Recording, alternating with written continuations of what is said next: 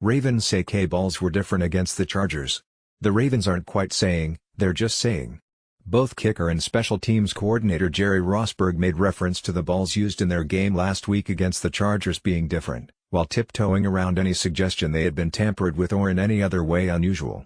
Via Edward Lee of the, Rosburg was referring to Tucker missing a 65-yard attempt in the second quarter, noting, in that particular situation, even though you're in Southern California and it never rains in Southern California, the field was such that it really was not a great plant area.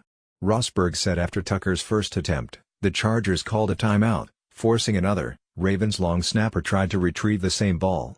Unfortunately, he didn't get that same ball, Rosburg said. They didn't put that ball back in play. He kicked a different one. Different in quotation marks.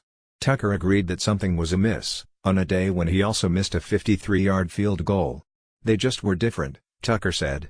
The result of that hour or whatever it was from this last pregame warm-up, none of the footballs were very good, and it was no fault of our equipment staff by any means. It was just what it was. I don't care to get too deeply into the specifics of it because at the end of the day, that can be misconstrued as an excuse when really all I would be trying to do is offer an explanation. So I'll just echo what Coach Rosburg had to say in that the balls were just different than what we're used to experiencing on your typical NFL Sunday. Kickers and punters have long complained about the K-balls that are used exclusively for special teams plays, since they're generally stiffer and less broken in than other game balls, which affects performance. According to the, each team turns in 24 balls to game officials, who control them, and, check the air pressure, in case you've forgotten, throughout the game.